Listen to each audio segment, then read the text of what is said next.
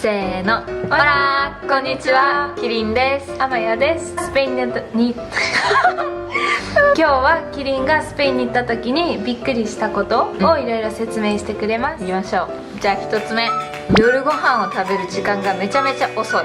どこと比べても遅いと思う。スペインは9時とか10時ってめっちゃ遅いってイメージがあったんだけど、スペインに行ってレストランに、6時ぐらいとか7時ぐらいに入ろうとしたらまずやってない、で人が全然いないみたいな、11時ぐらいにもう人がまだいる、いっぱい入ってて満員で食べるの遅っ。確かにそう、なんか、観光地とかだったら6時とかでも時々空いてるレストランとかも結構あるけど、そこにその時間にいる人たちはみんなドイツ人とか、そうやねん、そう外国人やねん。スペイン人は一人もいない、そんな時間には。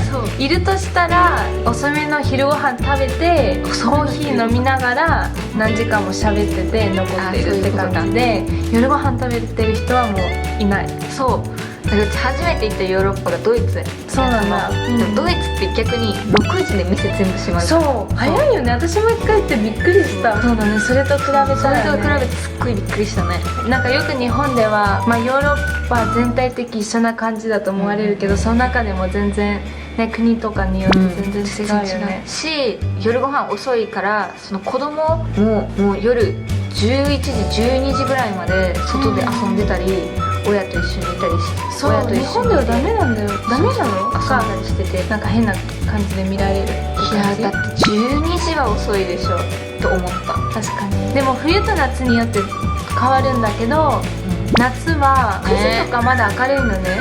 だからみんな夜ご飯食べて、で夏休みじゃん、だからいろんなそういう広場とかでみんな食べて、子供たちはそこでボールとかで遊んでるって感じで、親は夜ご飯食べてなんか一杯飲んでるとかって感じ、けど確かにね、暗くなるのがめっちゃ遅いもんね。そう、それもあると思う。そう言われたら分かる気がする。私も普段10時ぐらいに夜ご飯食べてた。それはスペインにしてもちょっと遅めなんだけど、大体みんな9時ぐらいかな。9時が普通って感じ。はい、体に悪いよね。いや、そう思う。太りそう。だってね、よくないよね。よくないと思う。だってうちヨーロッパ行って太った原因、多分それもあると思う。そうか。だから留学する人気をつけてください。なんか普通に夏に行ったから思ったのは、サングラスの人多いなと思った。でもなんかそれはなんで多いんやろなと思った。そのなんかファッションで多いのか、それとも目の色素が薄くてつけてるのか、そうどっちなんだろうなと思ったので聞きたかった。どっちもある。特に私の友達、私のお父さんもなんか目が緑色、だからめっちゃ太陽の光に敏感なんだと思う。だから私たちはそこまで眩しいと思わない時でも、なんかそういう目が青い人とか、緑とか、色素が薄い人ね。色素が薄い人はめっちゃ眩しいって感じるみたいな。やっぱりそうプラスなんかファッションもあって、あまや目すっごい茶色いよ今見たら。そう、私茶色ね。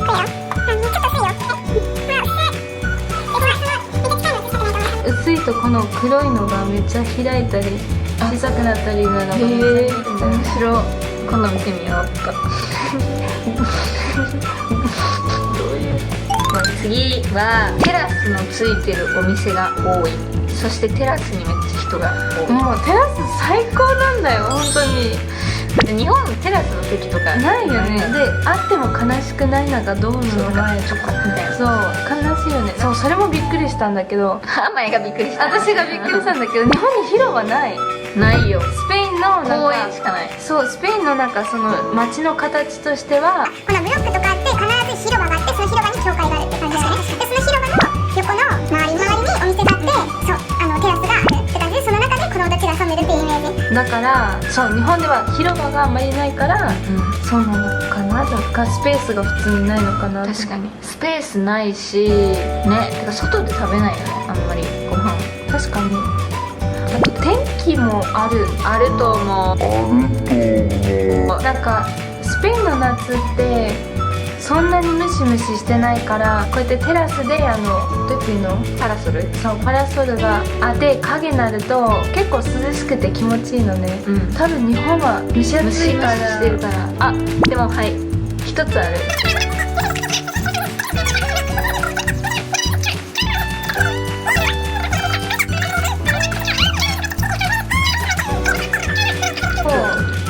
画像貼ってきテラます。スみたいな、外でしょ。外。で次びっくりしたのは、なんか日本でも結構よくコーヒー飲んでたんだけど、まあスタバとかコンビニとかで、でもそのコーヒーが全然違うなと思った、違うよね。まず値段も違う。日本でカフェラテとか頼もうとすると400、500円とかしちゃうじゃん。する。スペインでは普通の安いとこだったら150円とか、カフェでもで美味しいし、で大抵エスプレッソ、ドリップはない、だからなんか日本の友達とか来て普通のドリップコーヒーが欲しいって言われて、もう頼み方も分かんなかった。多分一番似てるのがアメリカーノっていうんだけど、それってエスプレッソを水で薄めた感じ、牛乳なしのコーヒーだけの普通にみんな飲んでるじゃん、アイスコーヒーでもとかブレンドコーヒーとか。そうでもスペインではそれがないくて、コーヒーだけ飲もうとしたらソロっていうコーヒーだけっていう意味で、こういうちっちゃいマグカップにエスプレッソのショットみたいなのが来るの、だからめっちゃ濃いの。そうやな。だからあんまり結構みんなラテとかを頼む。アイスコーヒーはないよね。アイスコーヒーはなくて、ないなと思って、コーヒーと氷で頼んで、あったかいコーヒーをもらって、ガラスのコップに氷が入ってるのをもらって、自分でお砂糖入れたかったらあったかいうちに入れて、あったかいのを氷に入れるの、だから氷が溶けるじゃん。だからちょっと薄くなるの、水っぽくなる。でもコーヒーどっちの方が美味しい？好みも入れて。日本の美味しいとこは日本だから、私全体的にエスプレッソの味の方が好き。そうよね。だからスペインは多分慣れてるからかな。いやどっちも美味しい。なんかちょっと違うだけで、それぞれまた別のコーヒー、でも日本の方がバラエティは多い。確かに。日本ではだってスペインみたいなの飲めるけど、スペインでは日本みたいなの飲めない。確かにね。だってさ、意味わからんくない？なんかほうじ茶、きなこ、黒糖ラテとか、それなどういうことなの？